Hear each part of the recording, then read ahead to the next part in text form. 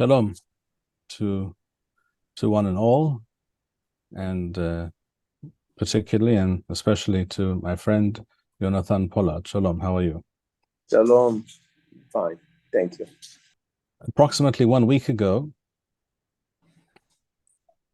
it was announced on various places in the Israeli media that, according to an official police document, the police investigators tasked with providing the evidence which will be required to put the Hamas mass murdering terrorists on trial. And it should be added here that, according to Israel's Attorney General, they must be tried according to the standard criminal code and not in a special military court, for example. And therefore, all the usual rules and procedures of evidence must be adhered to. According to this police document, it has been extremely difficult to adduce such evidence in many cases for obvious reasons.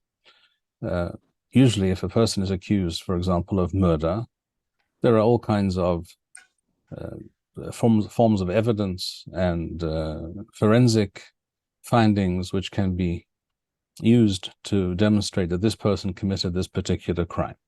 In the case of murder, or in the case of rape, there's a rape kit, etc., etc. And there are ways of proving that this person performed this act. For obvious reasons, none of this, or very little of this, will be possible with regards to these enemies of the Jewish people. And then, of course, the question arises, in which case, how exactly will they be put on trial? And might they, in fact, walk free? Right. And this boggles the mind, on the one hand. On the other hand, when you have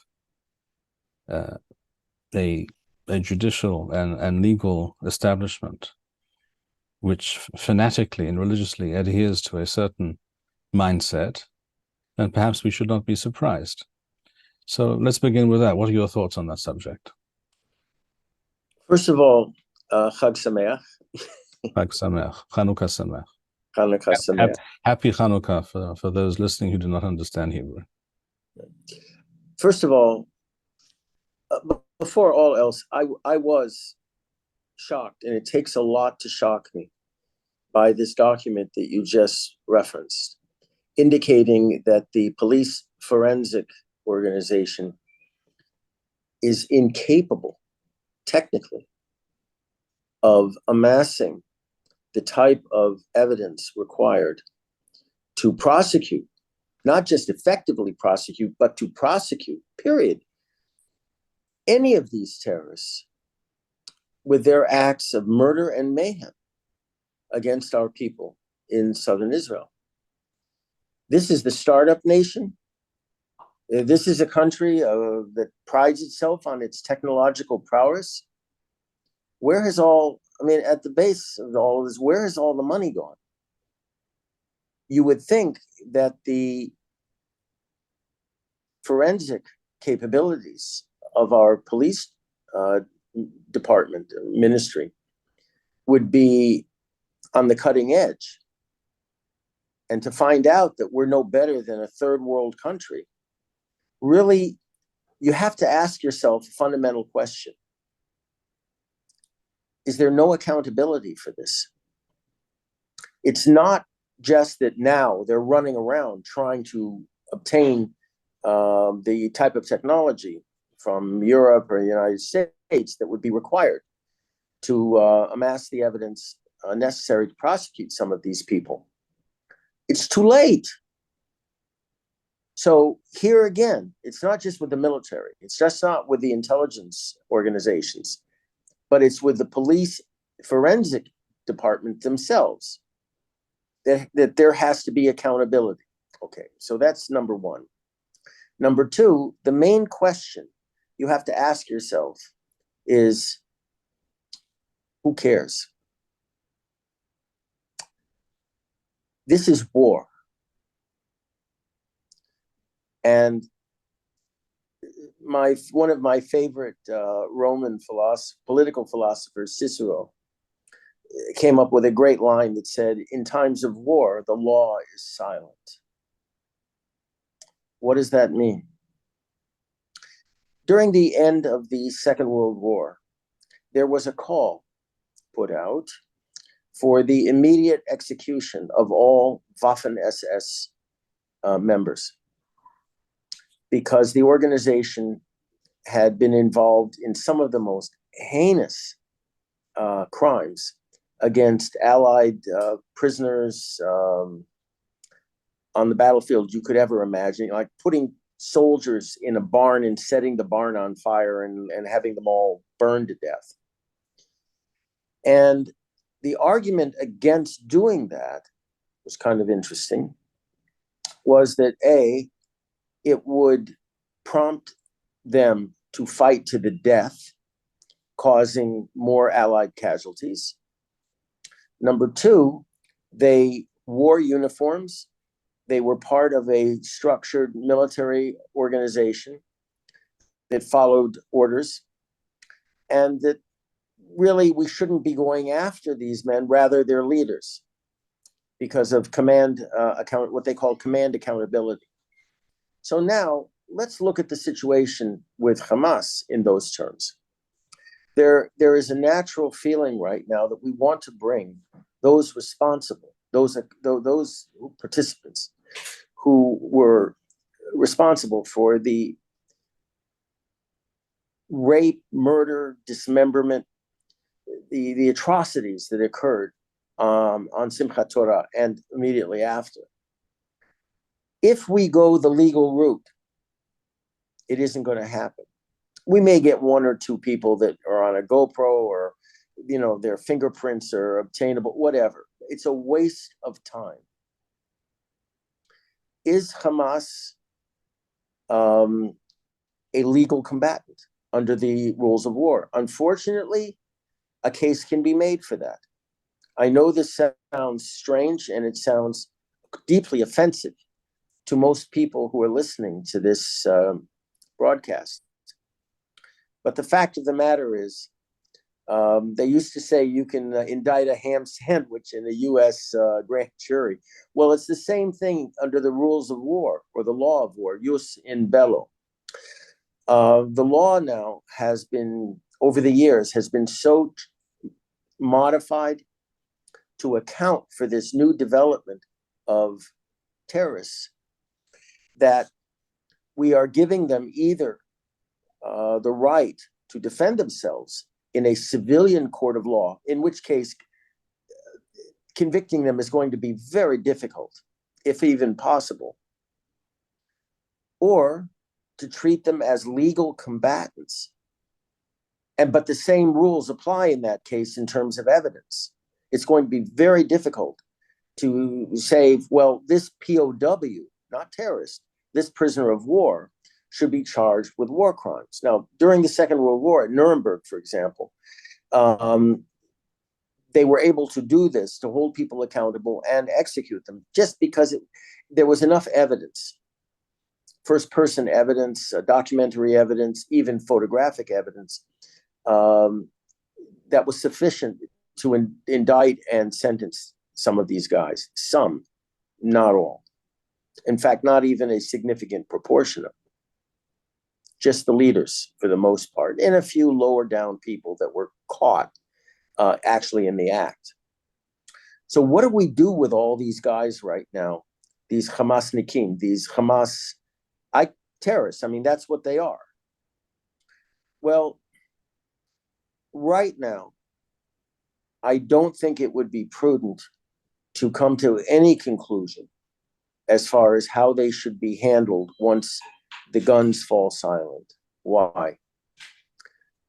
I don't want them fighting to the death, because that will involve additional Israeli casualties. I want them taken alive, if possible. I want them to be treated as prisoners and incarcerated. And when the guns fall silent, that's when we as a people have to sit down and think about, what are we to do with these monsters, these animals? Speaking personally, I don't want any of them to live, because they're like a lethal infectious disease. Under Chinese criminal law, classical Chinese criminal law, they believed that if you had 10 people and 9 of whom they knew were maybe innocent, but there was a 10th, we didn't know which one, but there was a 10th that was guilty, you kill all of them just to get the 10th. Bismarck also, by the way, believed in that philosophy. Now, we can't, the polling numbers, clearly innocent, clearly show that people are more concerned with saving innocent lives. I cut to the chase on this. If you are a member of an organization like Hamas, at any level, whether it's in their political bureau or their military organizations, the death penalty applies. Simple. Now, people will say you can't do that under the current law of war.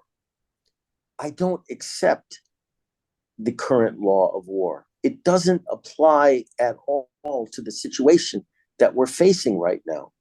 We were invaded by blood-crazed, drug-crazed zombies on October 7th. And applying the law of war to them is an insult to the victims. It is.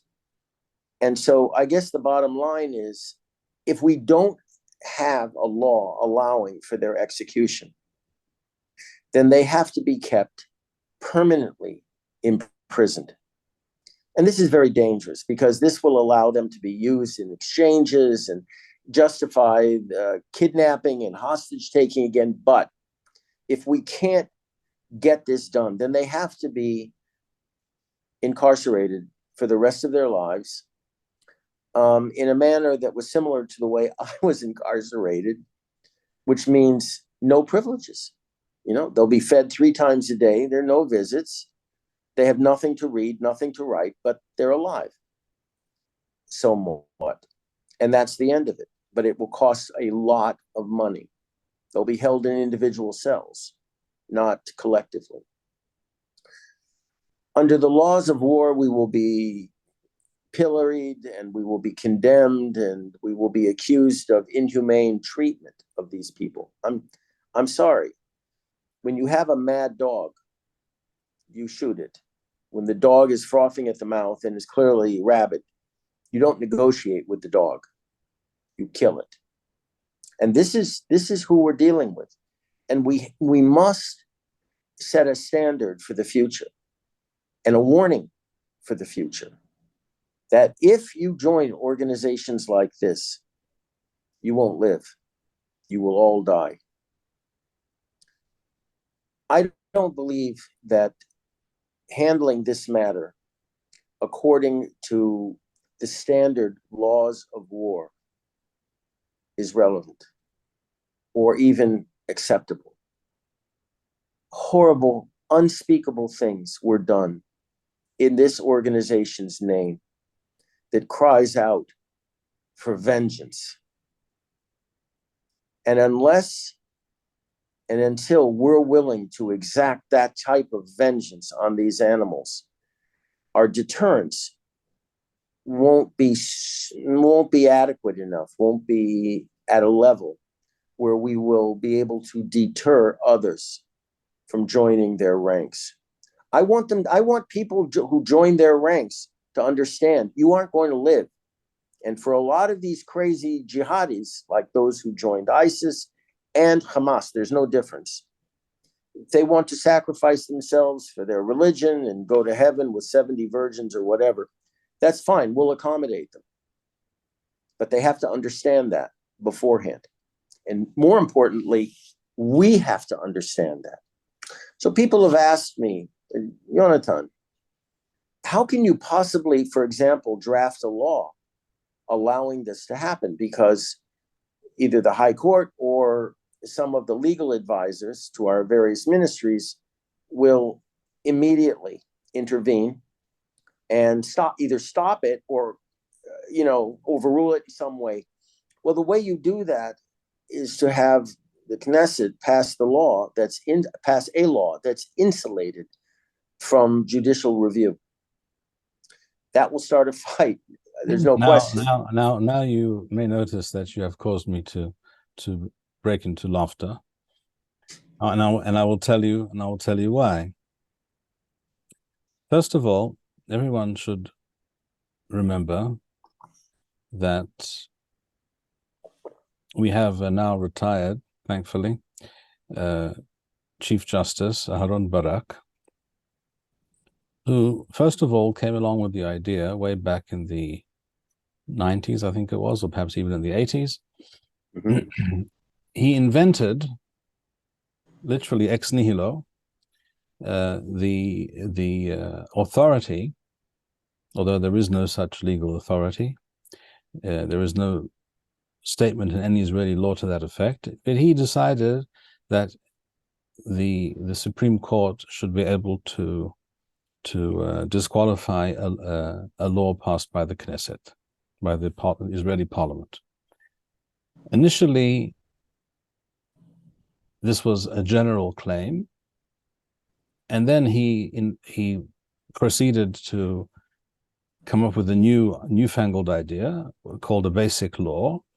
And he said, if a law is a basic law, known in Hebrew as a chok yesod, then it cannot be, then it will not be up for judicial review. In other words, a court will not be able to disqualify a basic law.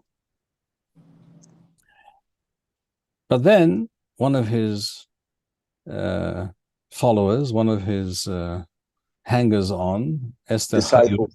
Yes, disciple. That's a good term, because we're talking about a religion, more than any religion with which I am familiar. In fact, it's more fanatical and more irrational than any religion that I've come into contact with.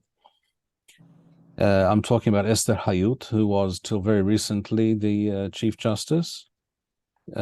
She announced that, well, actually, Aharon Barak was wrong. We can, in fact, disqualify a basic law as well.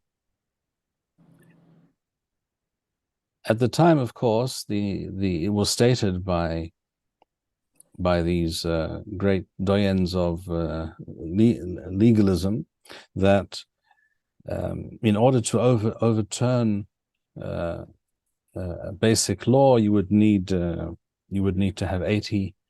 That is to say, 2/3. You have 80 voices, 80 votes in the Knesset against something, and that could not be overridden by the court. Then Esther Hayut said, "Well, actually, no, we can do that." And more recently, very recently, we have a new High Court justice by the name of Alex Stein, who recently produced the most outrageous and most far-reaching judicial decision, I think, in Israel's history. This is not my view. This is the view of several legal experts who have opined on this matter in recent weeks, because we're talking about a recent development. He decided, based on the Megillat HaAtzmaut, the Declaration of Israel's Independence, which it was explicitly stated in Israeli law that this is not a constitution, and it has no legal standing, etc., etc., etc. But it was a Declaration of Independence, that's all. That's right. But he decided, no, that's not correct. He decided that if I, Judge Stein, decide that a certain law is in contravention of an idea or a value or even an implication of this Declaration of Independence, which has no legal standing, which is not a constitution, is not a law, and this is explicitly stated in Israeli law that it's not a law, that it's not a constitution, that it has no legal standing. However, I, Judge Stein, decide that if I feel a certain law somehow contravenes anything at all that I divine to be the intention of that Declaration of Independence, that law is by definition invalid. And even 120 out of 120 members of Knesset cannot override my decision. This is a new development in Israeli jurisprudence, which This is all of this leads to the conclusion that I find it very hard to believe that within the present legal judicial context, as we see every day almost, that the Israeli deep state and these post-Zionist, post-modern modes of thinking have taken complete control of all these self-appointed elites. It's impossible to believe that any such law could be passed. in the military, there's a concept of good ground to fight on. You can look at a piece of terrain and you can say, this is fine ground to fight on, to fight a war on. And I apply this concept to this issue of what are we to do with the Hamas prisoners and my call for their collective punishment by execution. I think that this is a defining moment for many of us, and that this type of law is good ground to fight on. I want the people of Israel to see exactly what we were calling for, why we were calling for judicial reform. Exactly, because if one side brings us full circle back to the issue that the left here in Israel, beginning approximately 1 year ago, used to bring the country to a standstill and nearly to a state of civil war, so-called legal reform, judicial reform, and we see that the fact of the matter is that under the current system and with the current mindset, the current mindset and current system are simply incompatible with the continued existence of the Jewish nation in their land. And I'll give you a quick example of that. I already had an argument with some left of center legal experts on what would happen, what they think should happen if we actually had conclusive evidence concerning an individual, a Hamas member, that cut a baby out of a pregnant woman and tortured her and killed the baby and killed the mother in the process. And we had photographic... decapitated the baby. And decapitated the baby. And we had absolute conclusive evidence to indict and convict this particular individual. And do you know what I was told? Well, clearly he was under the influence of some drug, Captagon perhaps, and there was no drug test. Say the guy is in goal, he's in prison. Was a drug test? They asked me, was a drug test done on him at the time? Because perhaps he was under the influence. He wasn't responsible. He wasn't responsible for his actions. Precisely. That it was the drug. And I looked at them and I said, you know, if you're joking, this is in very poor taste. But they were serious. That we could not, even with all of the conclusive evidence needed to indict and convict and execute this individual, they couldn't support it because he might have been under the influence and he was not responsible for his actions. And we got onto another part of this argument, and it went this way. Most of these guys have been brainwashed since a young age, since they were very young. From kindergarten. And from kindergarten. Many of them in UNRWA schools. We have to make that clear also. And that, can we really hold them accountable for their subsequent acts of mayhem and murder? And I looked at them and I said, are you serious? And they were. They were serious, Rabbi. So I said, this reminds me of the fact that whenever you have these lone wolves, Muslim lone wolves that commit heinous crimes and are caught, there's always some issue of, well, they weren't in their right mind, they were crazy, they had family problems. Yes, yeah. Many of us have noted how how frequent, how common it is to hear about an enemy of the Jewish people attacking, killing, maiming a Jew. And then we hear that, well, actually, this person has a psychiatric There you go. past, Exactly. and it's well known that he's not of sound mind, etc., etc. It seems to be very common amongst their enemies. Very. I mean, the incidence of psychiatric problems, issues of mental health seem to be rampant. It's epidemic. Evidently, it's epidemic. So at the end of our discussion, they asked me, well, what do you want to do? And I said, I want to execute everyone who is a member of this particular organization. And it would apply to Hezbollah as well, and Palestinian Islamic Jihad. And they looked at me and they said, did you learn nothing in prison? Did you learn nothing from your experiences? And I said, oh, I did. I learned a lot. And one of the biggest things I learned is that when you have a homicidal maniac who is acting under either ideological or chemical influence, you can't let them out. At the very least, you cannot let them out into society ever again. Ever. And they said, but you're advocating the execution of these people. I said, this is war. And then I quoted Cicero. I said, and in times of war, the law is silent. This is the Middle East.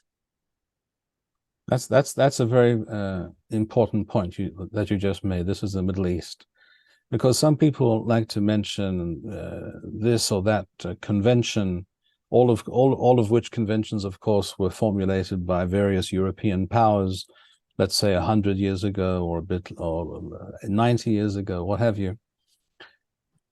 And it has to be pointed out that if you have certain countries, again, without exception, we're talking about European countries or offshoots of European civilization in North America, Australia, what have you, that agree amongst themselves that even if we go to war with each other, we will behave according to this particular code of conduct, and we will do certain things and other things we will not do, and we will all play according to this rule book.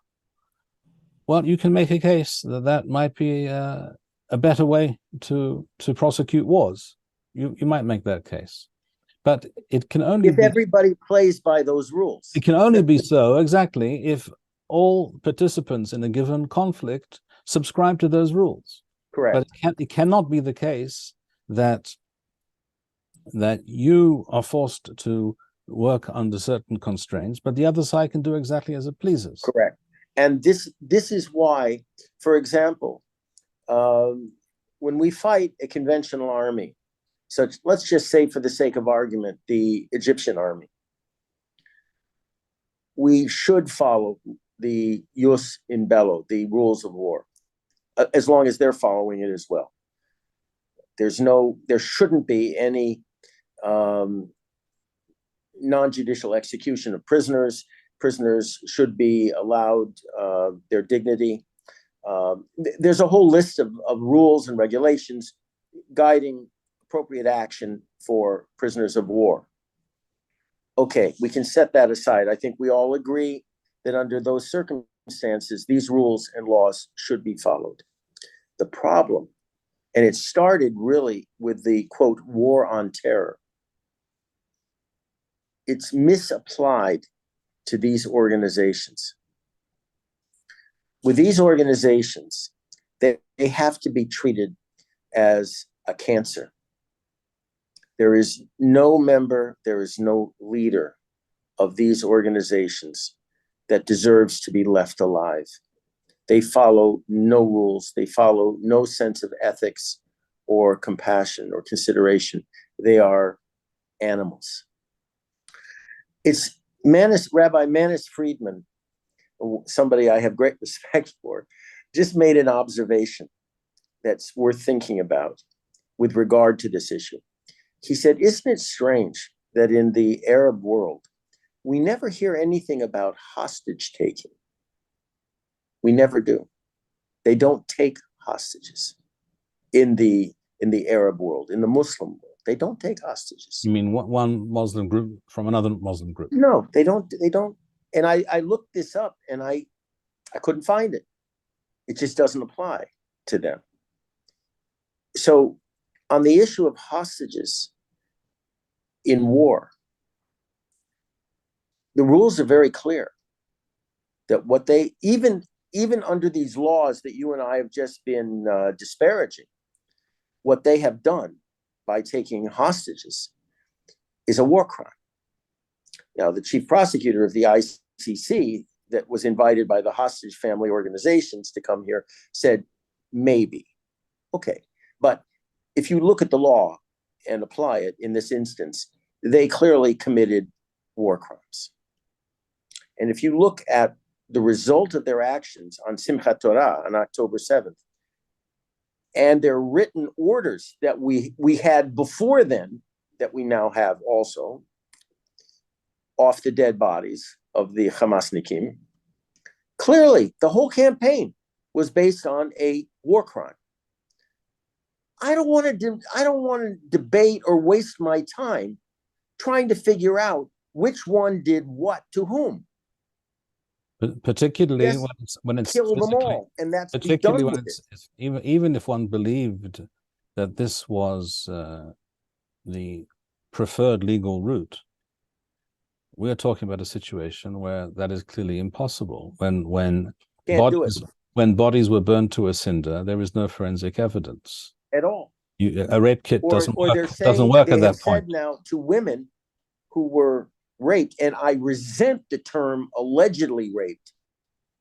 Yes. Our girls, our women that were brutally sexually assaulted. For them, it actually happened. For the police investigators to come and say, well, we couldn't collect any evidence. What? Apart from that, the new term for that kind of activity is not rape. That would be unreasonable and unfair, because we're talking about people who are oppressed and by any means liberation by any means. The new term is rape resistance. Right. Wow. I love the English language. It's wonderful. Isn't it beautiful? Rape resistance. It's nauseating. It really is. This is why when I've listened to debates between Israeli women's groups and the international feminist movement, and the feminist movements, the global feminist movements, are saying, well, where's the evidence? Yes, of and course. It's like, what happened to the Me Too movement, where the accuser is automatically given the benefit of the doubt? Well, we don't have one accuser. We have that doesn't work apparently if the woman in question is Jewish, and it doesn't work when she, of course, is part of the white colonial occupying oppressive force, and the people who committed those unspeakable crimes are part of the oppressed non-white masses.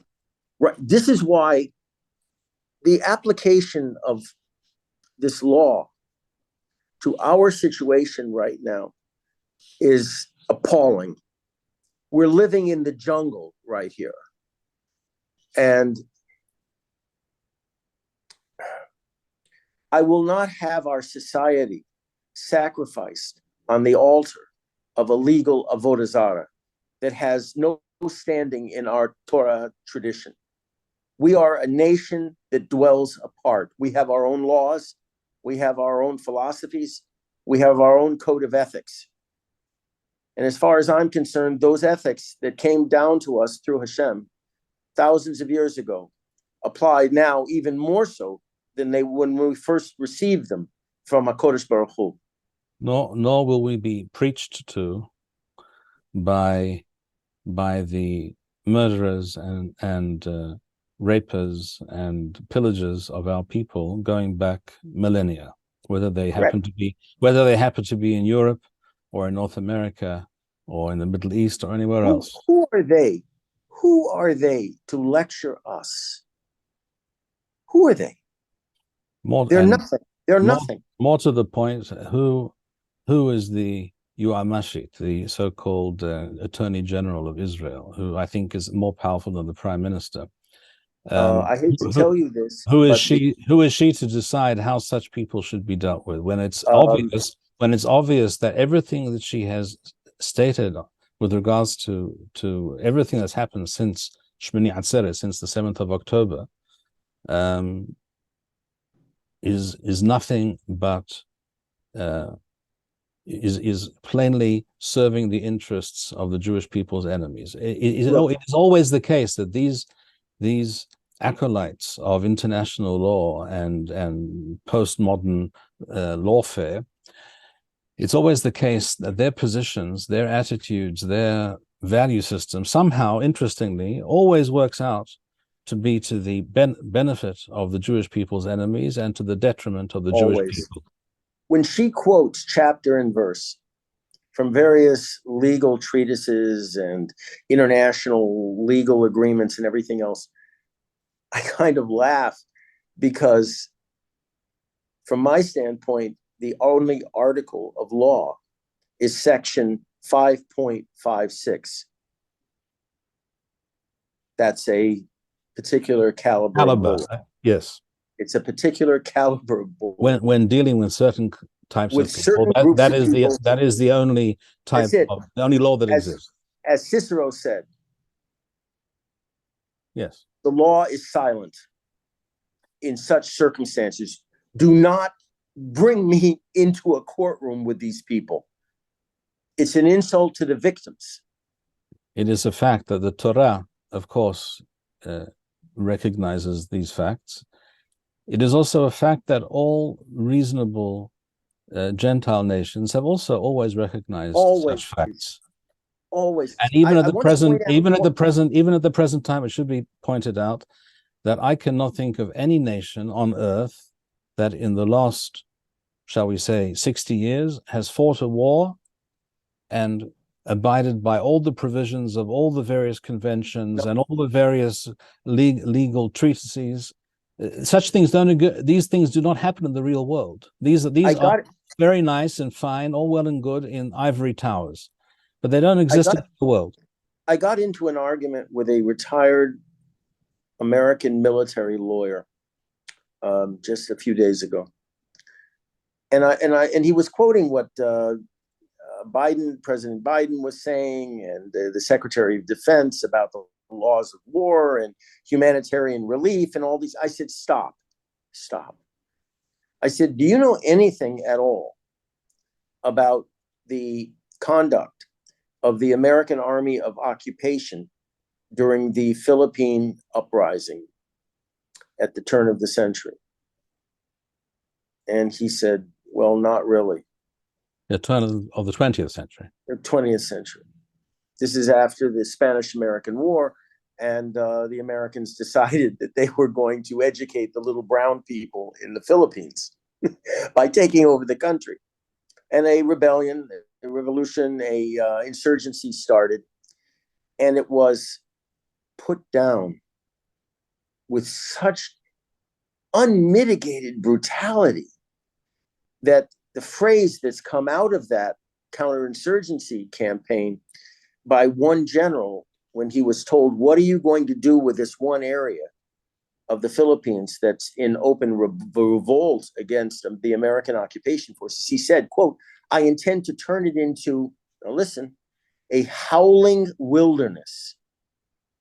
And he did. He killed every living thing, man, woman, child, animal, everything. And by the way, to this day, the Americans have never apologized for what they did to the Filipinos during that counterinsurgency war. So I told him point blank, when you're ready to acknowledge what your country did to a poor country that had no say in your occupation of them, then we can sit down and talk about modern things. But your unwillingness to acknowledge your own actions and your own culpability in mass murder of innocent men, women, and children, I said, you have no grounds to say anything to us whatsoever. And you can make the same charge against the British, the French, the Italians. There isn't, as you just pointed out, there isn't a country in the world that has the right to point an accusing finger at us and say, you've committed war crimes. Excuse me? War crimes? We could No. fast forward. You were referring to something that took place 120 years ago in the Philippines, but Yes. you could simply talk about much more recent events in Iraq, for example. How did Oh, my how God. many Iraqi civilians died during the American campaigns in Iraq over the past 20 years? Between 500,000 and 1 million. Exactly. Simple.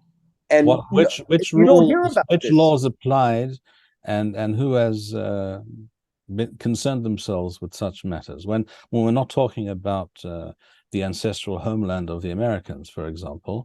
No. So again, to get back to Nor this issue, was there any connection between 9/11 and Iraq. none. There was never any connection made, ever. Look. And nor were there weapons of mass destruction. Minor point. A minor point. Sorry. The issue, we have to get back to the fundamental issue of what is to be done. And as I pointed out, the framework for me is, this is good grounds for us who believe in judicial reform to fight on. Because most people, most rational people now in our country have awakened to the reality that our understanding of the enemy was so flawed that we suffered our worst defeat ever, even going back to 1948, ever, on October 7th. Why was this? Because we live under what's called a juristocracy. It's a new term, ruled by the courts, that believe that our arms should be pinioned behind our backs and we should be made into punching bags for our enemies. I'm sorry. This is good ground to fight on, because most people understand. Most people understand now why we're going to need judicial reform. The left is already bringing what I call lawfare against us in the high court and in the court of public opinion, that we can't really harm these prisoners. There has to be a level of evidence to convict any of them of a crime that it's impossible. And that's what they want. And hear me well on this one. They're going to argue that all these Hamasnikim that we've taken prisoners should be released. Wait for it. It's going to come. That they are being kept in prison illegally, that they are victims of the brainwashing and the indoctrination that they grew up with, and they are not responsible for what they did.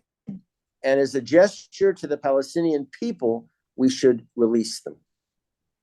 Wait for it. I have no doubt that this is so. I fully expect this, in fact, particularly since it has now been unofficially admitted that they will not be able to prosecute them according to the usual evidentiary and legal requirements. And even if in which case, what are you going to do with them? Precisely. What are you going to do with them? So my answer is, get rid of them. Because you can't release them.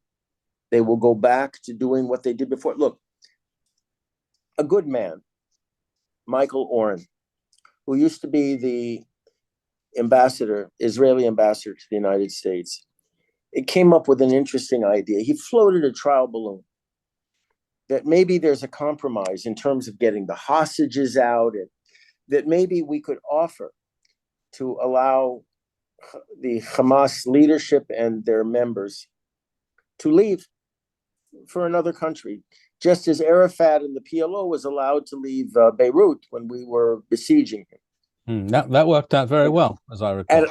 Okay, my response was, yeah, how did that work out? But leaving that aside, where is the idea of accountability? Where is the idea of, I'll use the term justice, just plain justice, vengeance, whatever you want to call it, for these people of what the unspeakable things that they did. What, we're going to let them sail off into the sunset? Yes, it might be convenient for those weak people that just, say, well, how can we save our hostages? We have to let the perpetrators of these murders go free?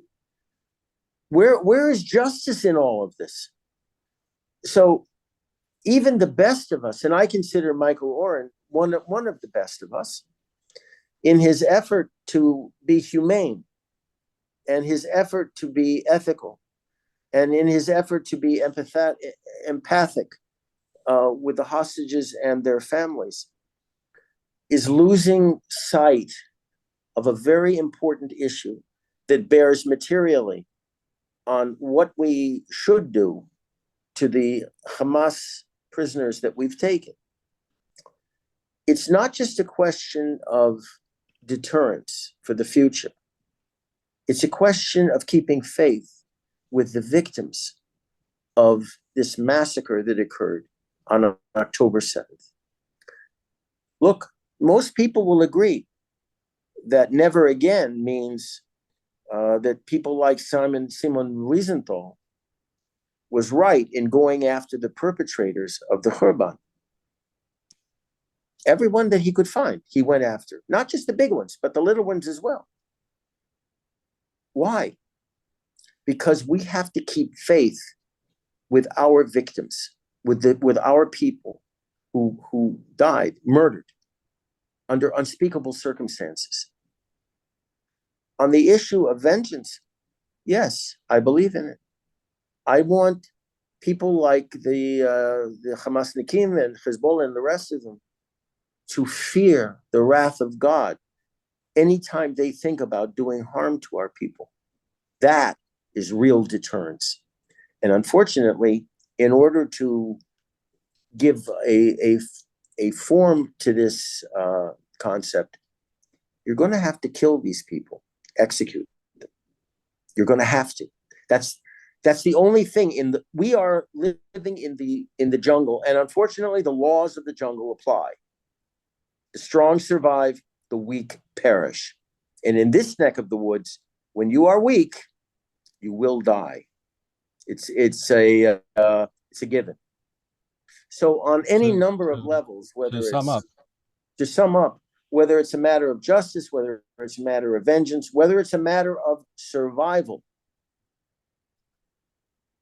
if you are a member of Hamas, don't care at what level or in what capacity, and you fall into our hands, you will pay the ultimate price.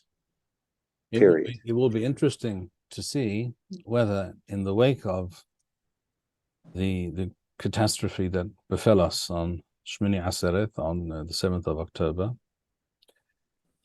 how many people in Israel and perhaps overseas as well, Jews and Gentiles, have in fact woken up, and whether the so-called Israeli right, if there is in fact such a thing, which I question, will they in fact be able to prosecute more successfully the campaign for true judicial reform? It might work out. It might work out retroactively that this was the silver lining in the terribly dark cloud. It can be. That's why I called it good ground to fight on. Because when you talk to the average Israeli and you say, you want these guys to live at your expense in the lap of luxury? Is that what you want after what they did to us? The answer, even if he's a leftist, is going to be pretty clear. Look, Rabbi, I talked to a lot of the evacuees who are living in Yerushalayim right now, particularly from the south. They don't want any Arabs left, so-called Palestinians left in Gaza. They want the area annexed. And for those who are captured, that is clearly the only solution, solution and response. Right. But when I asked them, what about the Hamasnikim that have been captured? I think you know what the answer is. I think we all do. Yeah. I don't have to repeat it.